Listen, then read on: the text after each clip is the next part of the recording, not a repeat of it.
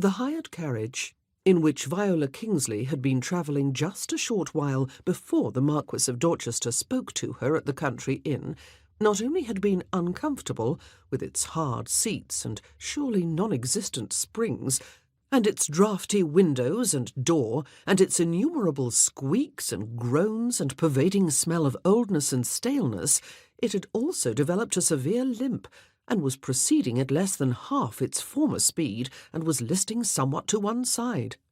Try as she would to sit upright, she had kept finding her left shoulder pressed up against the hard wood panel beside the seat.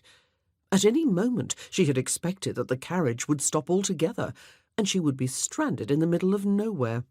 And it was all her fault. She would have no one to blame but herself.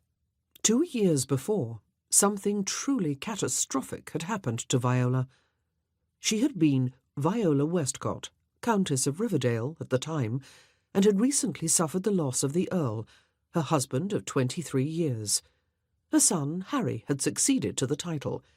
He had been only 20 years old at the time, and had therefore been placed under the guardianship of Avery Archer, Duke of Netherby, and of Viola herself. Her elder daughter, Camille, had already made her debut into society, and was respectably betrothed to Viscount Uxbury. Her younger daughter, Abigail, was looking forward to her own come-out season the following spring.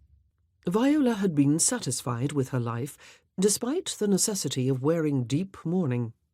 She had not been fond of her husband, and felt no great grief at his passing. There had been just one loose end to be tied up, and she had made an attempt to tie it.